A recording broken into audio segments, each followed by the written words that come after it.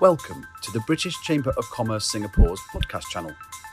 We're excited to bring you Season 3 of new episodes featuring in-depth content across Singapore, ASEAN and the United Kingdom. We've had some extraordinary guests on our channel, including Formula One's Claire Williams. I'm a firm believer that any great team, any successful team has a great culture flowing through it. You aren't successful if you don't. So we put a lot of work into this. Renowned mountaineer Kenton Cool. That 2019 there with a client, a big storm came in and literally destroyed Camp 2. And I've got some video footage of Sherpas like trying to hold on to the tent fabric as it blows away. And the Royal Navy's Commodore Steve Morehouse, commander of the UK Carrier Strike Group. The squadron of F-35 aircraft we have on board is a Royal Air Force squadron, and the personnel on there are drawn from both the Navy and the Air Force. So, what better way of showing just the efficiency and the joined-up nature that we now have. And distinguished Sky News anchor Jeremy Thompson. We had two little vans with satellite links, and we leapfrogged up the road to Pristina, the capital, throughout that first day, with non-stop coverage from basically inside a war zone.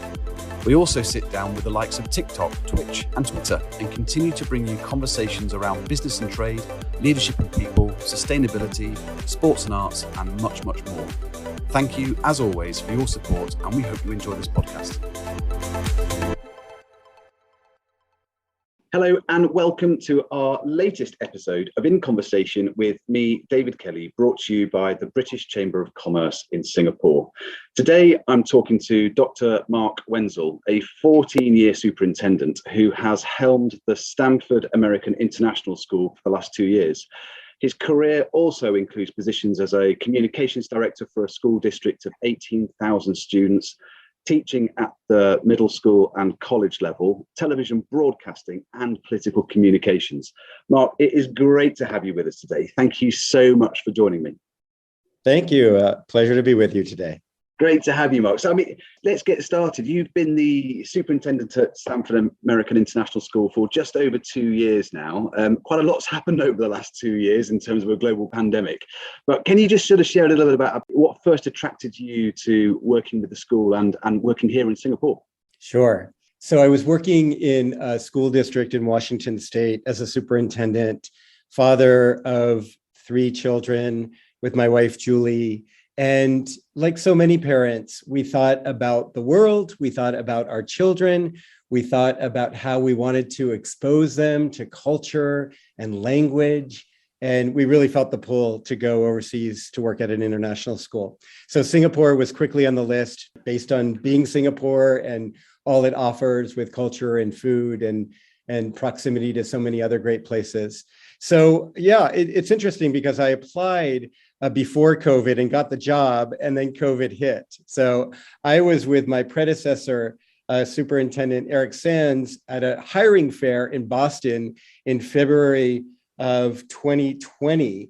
And he was taking the call to figure out how the school was going to deal with the latest COVID regulations coming from the government.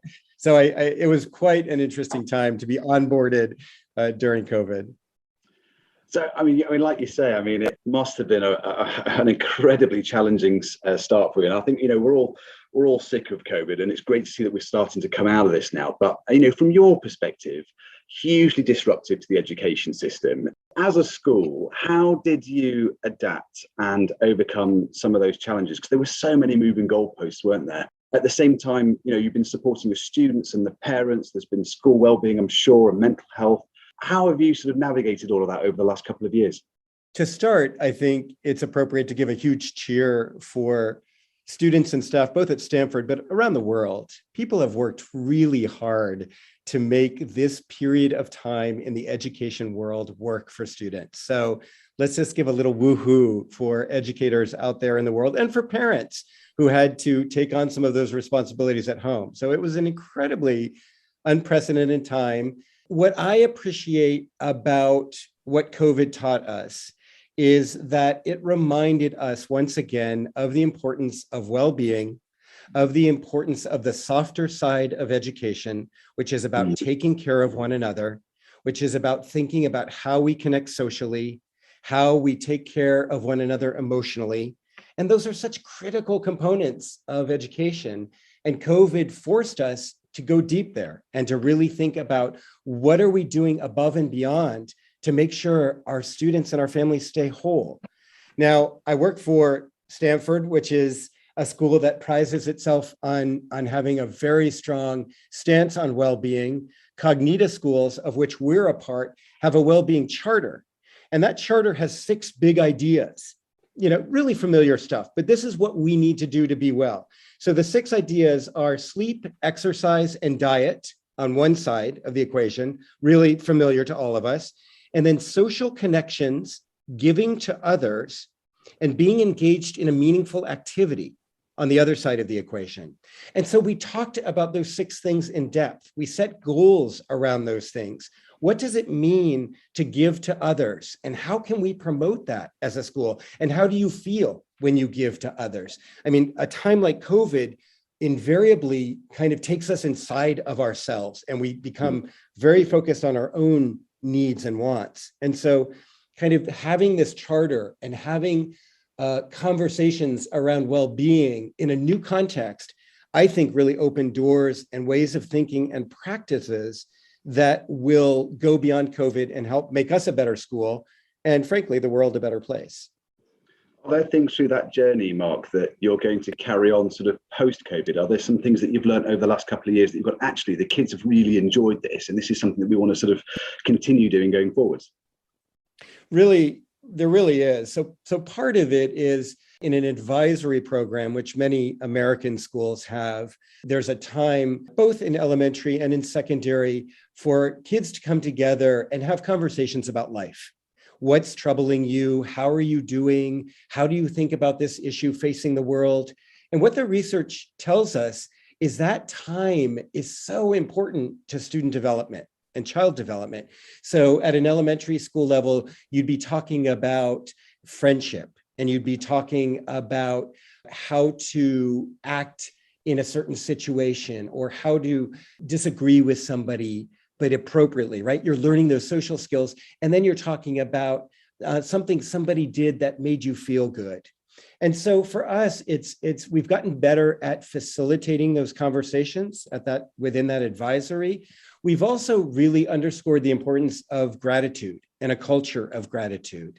And what I love about that is that the research is crystal clear that when we have gratitude in our lives and when we practice gratitude as human beings, that there are a ton of positive outcomes in our life that come from that. We live longer, we have better health outcomes, we have better social and mental health. And so COVID has challenged us in a positive way to really think about how we are grateful and to name what we're grateful for and to try to intentionally create a culture around that. And I think that has huge possibilities for a post-COVID world. Oh, that's really wonderful to hear.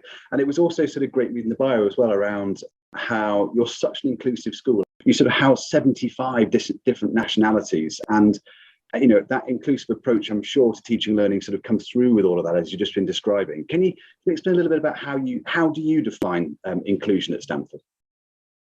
It's a great question. There's a lot of focus around the world on DEI, or diversity, equity, and inclusion.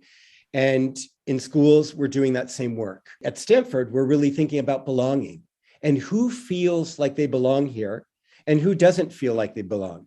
So what the research tells us worldwide is that about 30% of students at school don't feel a deep sense of belonging. They feel disconnected. They might not have friends.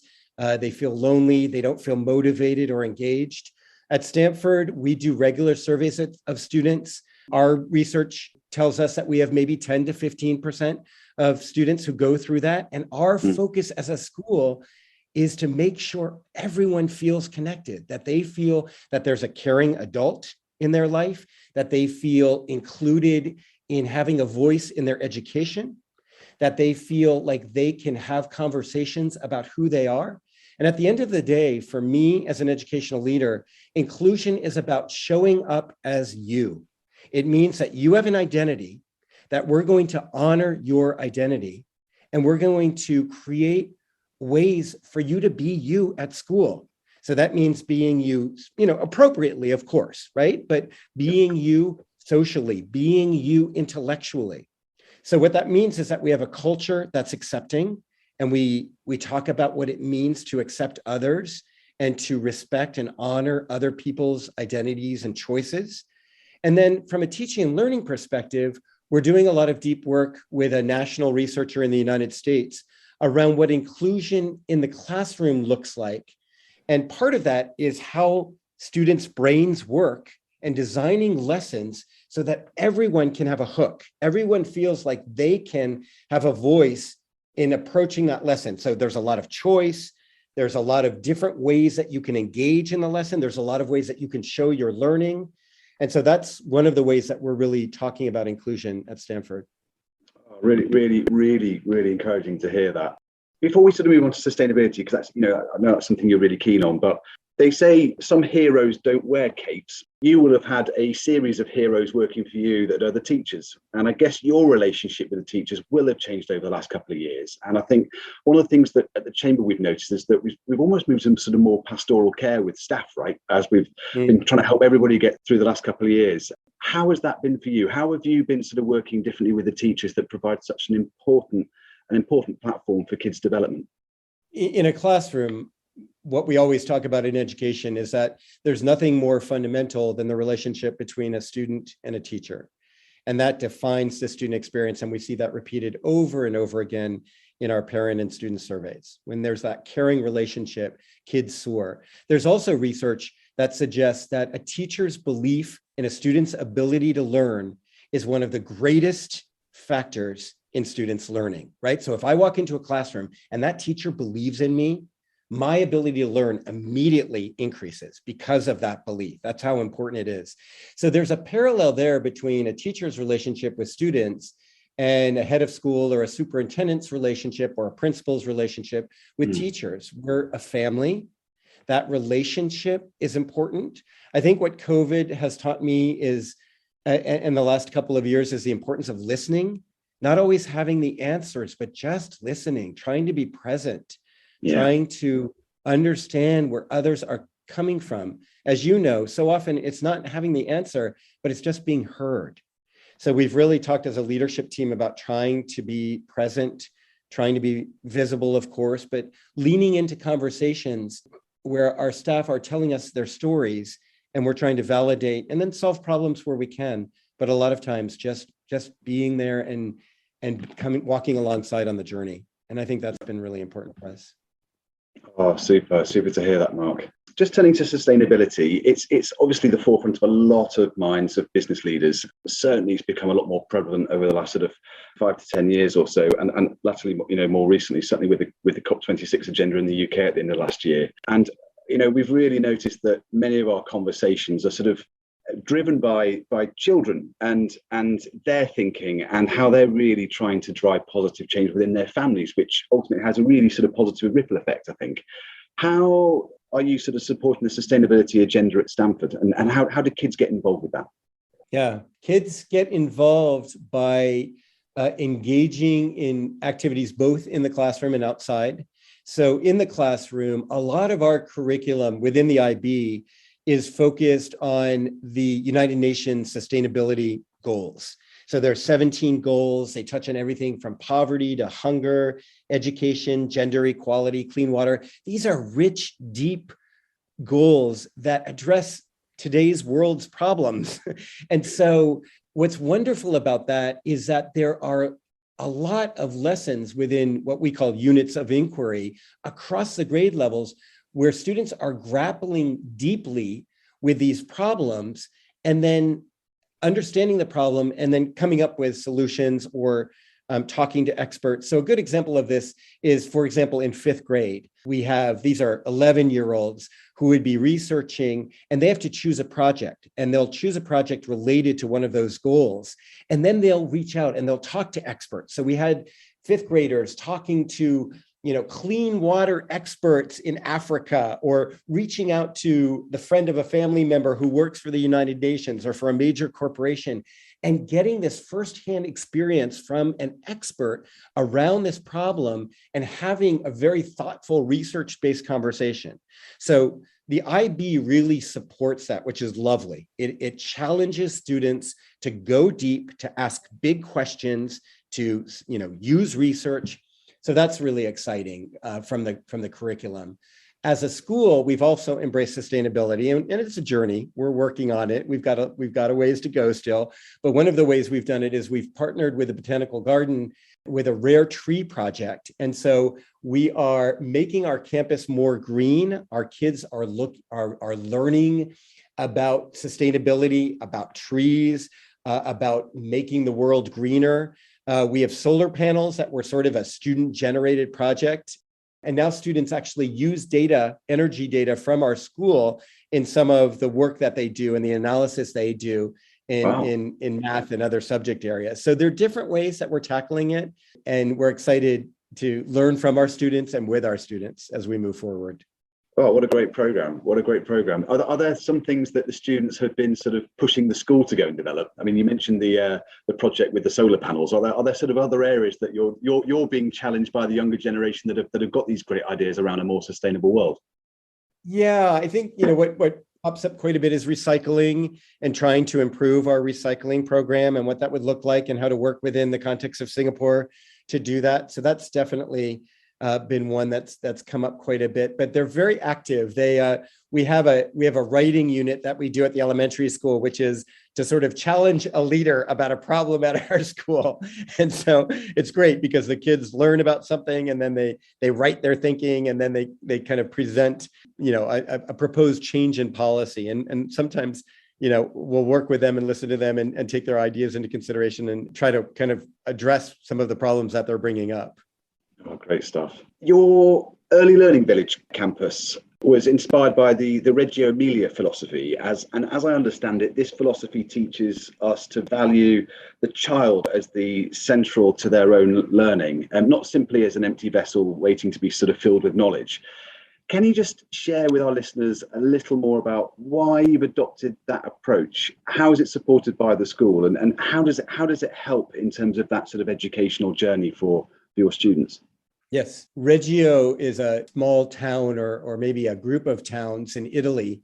And this philosophy emerged after World War II. And it's what you said. It was really this belief that we could create an environment where young children could explore and discover and create and use some innate skills and creativity to learn cooperatively.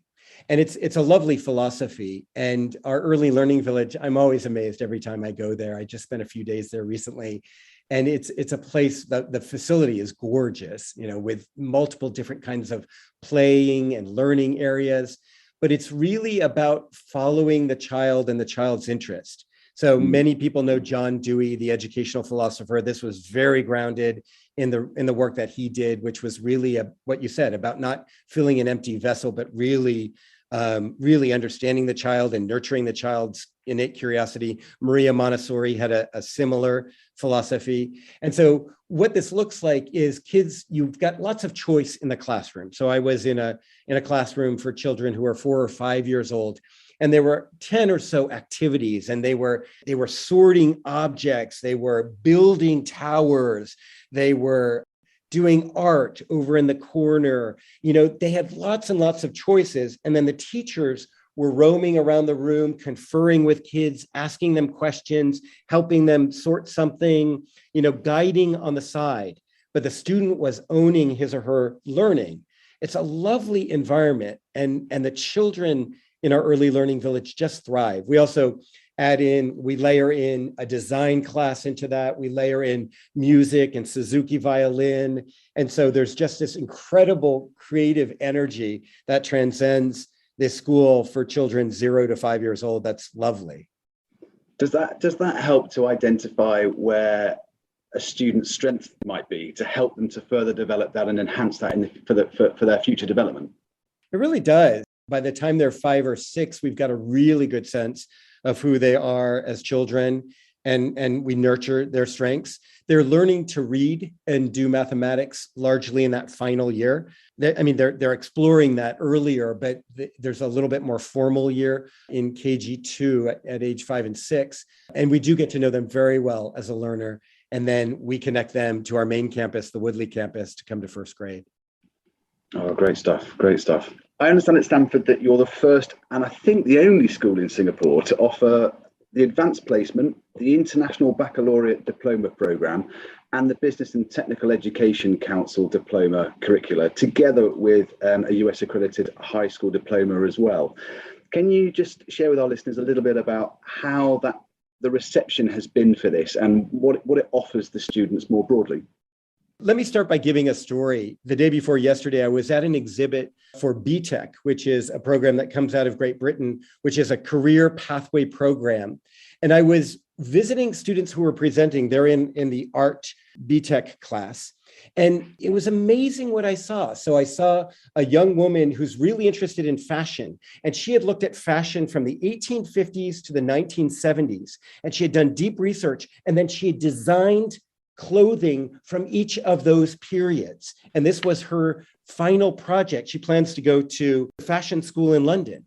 And it was amazing, deep, focused work that really spoke to who she was as a learner. Another student was making an ad for Canon cameras, and it was about journeys. And that was the prompt. You have to make an ad that's going to resonate with 15 to 24-year-olds, and you have to have Canon placed prominently in the ad, and the theme has to be about journeys. So he came up with a script and the storyboard in Singapore, and people are passing the camera to each other, and they're sharing their journey and the photos they've taken in Singapore. Really brilliantly done. And this is excellent work on a pathway. And as you said, we are the only school in Singapore that offers this pathway. So there's that. And then you've got the IB, rigorous diploma program, academic, colleges love it, very deep thinking, writing, inquiry. And then you've got the advanced placement program, which is really well established in the United States as a pathway to higher education. So the beauty of it is this idea that we talked earlier about inclusion, that there's something here at this school that's going to hook you. We're going to find out who you are as a learner, and we're going to inspire you, whether that's designing fashion or going deep with psychology or mathematics. And we're going to create an opportunity for you to soar in an area that is really inspiring to you. So I do love that we've got these different pathways and we can really meet students where they're at. Wow, can you help me turn back the clock and do my education all over again? Because it sounds absolutely remarkable. It's fun and it's good work. And, it's really a little bit more personalized. And when you think maybe when we were in high school, it was much more cookie cutter. And there's just a lot more opportunity today and a lot more choice ultimately for students and families, knowing that the world's a big place. You can have a successful life with multiple pathways after high school. And I think that's what we're honoring with that. So after high school and when your students come to the end of their journey at Stamford, obviously a number of them will be transitioning into higher education, further education. How do you prepare your students for that? And there must be a lot of considerations, especially studying here in Singapore, around sort of global mobility, I guess, and where to study internationally. How do you support your students on that journey? We have a very strong college counseling department. We have about 200 or so students per cohort, per grade level at Stamford. And these college counselors work really deeply and individually with students about their passion, about their life plans, about their course of study, and then identify post-secondary opportunities for them. So about half of our students go to higher education in the United States, and then a good number go to school in the UK, Europe, New Zealand, Australia, and then quite a few pursue something in Singapore. So It's really, what's exciting about that is we've got a really global group of educators helping to guide that work. And then we've got students with a lot of different interests, right? And so the world's, again, a big place, and we're able to place kids all over. A recent kind of feel-good story was we had a student who left Myanmar recently, and she had some challenges. One of the challenges, there was a political situation that impacted her family's life. And so they decided to come to Singapore. Her father also had some health issues and was seeking health care here. So she moved in her final year of high school. And as a school, we wrapped our arms around Annie. and she had a lot of emotional turmoil moving to Singapore, but we recognized that she was a really talented student. We supported her with academics. We supported her with college counseling. She wanted to be an architect because her dad's passionate about architecture. So she was putting together a portfolio, and we had a teacher on staff who had been an architect who came alongside her and helped her shape this portfolio. And she applied to the University of Southern California in the United States, quite a competitive school. And she recently found out that she got a full scholarship. And she just, she welled up as she came, and she was talking to her counselors, and she's crying, the counselor's crying. I think that story for me kind of represents who we are as a school. It's about caring for kids. It's about guiding them. It's about honoring who they are. And at the end of the day, it's about sending them into the world in a place on a journey where we know they're going to be able to achieve their goals. And so I loved hearing about that story and talking to her and hearing about her dreams and knowing that we've done some good work. Amazing. And how did that make you feel? Because I guess over your 20 years in education, you will have had a number of highlights and rewarding moments. I mean, you're impacting the future of kids, right? So how did that make you feel? And what sort of other rewarding sort of moments do you take out of your tenure in education? It's really about those kinds of stories. The power of education, why people go into education is not for the glory. Teaching is hard work. I had a dentist friend who left his dentist career and became a teacher. And into his teaching program, he turned to me and he said, "Oh my gosh, teaching is so much harder than dentistry. I had no idea." And I'm like, yes, teaching is hard work. And so I don't think people do it for the glory. They do it because ultimately there's a public good at stake. We talked about John Dewey earlier and his belief. John Dewey also believed in democracy. And he said, if we teach well, then we're going to make the world a better place. We're going to help students develop this identity around civic engagement and really working towards a more ideal society. So we face incredible problems in society today with inflation, with war, with poverty, all of these UN goals. And so I think really what's most rewarding for me is knowing child by child that you can make a difference, that your role in their life made a discernible difference that put them on a path to a good life where they will ultimately make a difference for society and for themselves. And so that's what's most rewarding about being in the education field. Oh, that's really, really, really quite powerful. And we're having this conversation today, right? And, as the British Chamber of Commerce, how can businesses and the education sector do more collaboratively to support the development of students going forward and to support the next generation of those that are going to come into the workplace? How can we help sort of bring business and education together? Have you got any ideas on that? One of the things that I think has been powerful, where I've seen it happen in my career, is leveraging mentorship and giving opportunities for younger people to learn from experienced people. Life weathers us, but it weathers us often in good ways. Wisdom comes from experience. Wisdom comes from having done things many times, made mistakes, learned from friends, learned from colleagues. And so for me, kind of the most powerful connection between business and education is trying to more intentionally find those opportunities where we can connect thoughtful business people with younger students who want to learn, and finding intentional opportunities where they can share their story and share their insights and wisdom.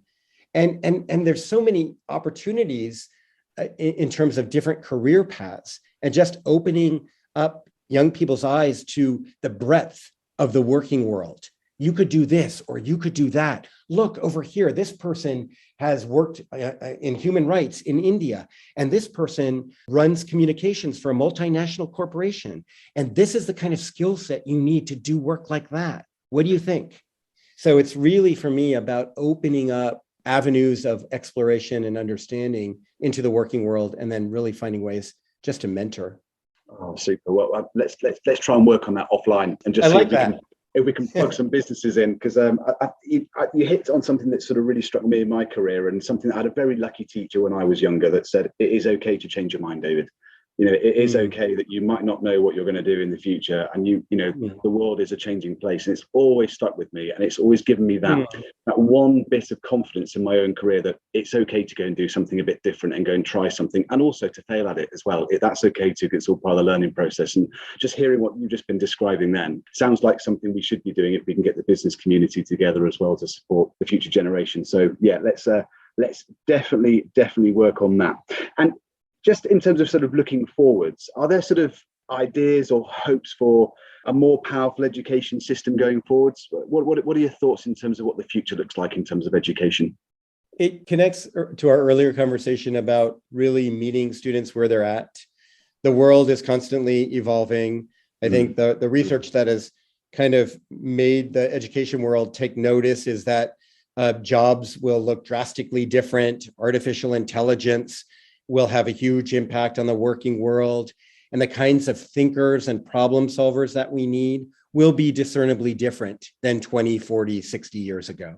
So we need to meet that challenge. I think there's a lot in place right now that's promising in schools. I think the IB and these other programs, for us, the pathways with AP and BTech, really promote the critical thinking needed, and also the social skills and the soft skills needed to excel. But we need to continue to be more adaptable. Education needs to be more adaptable. We need to think outside the box. We need to give students increasingly more real life experiences, partnering with business, so that they have that firsthand experience to be able to go out and champion and live the life that they want to live. So I think those are some of the things, thinking ahead, just understanding how much the world will change, and then creating the system that's going to best prepare students for that future. Super. Mark, this has been an amazing conversation to get to know a little bit more about you, but also about the school and all of the inspiring programs that you have, and a little bit about the future as well. It's been really good. There is one question we ask all of our guests on our podcast channel, and that is, with all of the experience across your 20 years, if we could offer you the British Chamber of Commerce time machine, and you can take yourself back and visit yourself at a younger age and give yourself some advice, what advice would you give yourself, and how old would you be? Oh, I like that question. That's clever. I thought you were going to transport me to a different era in British history, and I was going to choose Shakespeare and see one of the plays live. I'm a bit of a theater fan, but I'll take your question. Let's see. I think that I would transport myself back to perhaps middle school, which would be 12 or 13. And I would tell myself that it's true. I can do anything that I set out to do. And the effort that I put in the next 5 to 6 years will make an incredible difference and set me up for success in life. And the reason I say that is I think I received mixed messages from teachers and others about my own worth in middle school in particular. And some of it was empowering, some of it wasn't. And I think that I would have given myself a pep talk to show everything that I would be able to achieve, and to really develop relationships with those teachers who believed in me, and take advantage of that relationship in positive ways to leverage it to grow and learn from them. I think I would have really encouraged myself to seek more mentorship and to develop those relationships with teachers even more closely than I did. Oh, fabulous answer. Well, why don't you be the first guest that gets 2 goes at the British Chamber of Commerce time machine? Let's take you back to Shakespeare. Why Shakespeare? Which play and why? Which play? I'll go with Twelfth Night. It's fun. It's jolly. It just would give me a great chuckle. I understand that back in the Elizabethan age that there was a lot of audience participation. So I would like to be sort of, whether it's in the theater or outside, I'd love to be in the crowd, and I'd love to feel the energy of the crowd kind of yelling out at the characters and engaging in the play and laughing. And maybe there'd be some ale being passed around and people would be kind of guffawing. I would love to sort of experience that moment or moments for in that era. I think that'd be really fun. Oh, fabulous. Mark, what a pleasure to have you with us today. Thank you so much for joining us and sharing your story and Stamford's story as well. And I think from my perspective, I think the confidence that you would give yourself with your time machine trip is clear in terms of the passion and the confidence that you're giving your students as well. And I think that's hugely inspiring. So thank you so much for joining us today. All right. Thanks so much. It was a pleasure talking to you. Thank you for tuning into this episode of the British Chambers podcast. Before you go, don't forget to subscribe, and why not leave us a rating and review on Spotify, Apple, Google, and the other podcast platforms. For more information, please visit our website at www.britcham.org.sg and tune in next time for a brand new episode.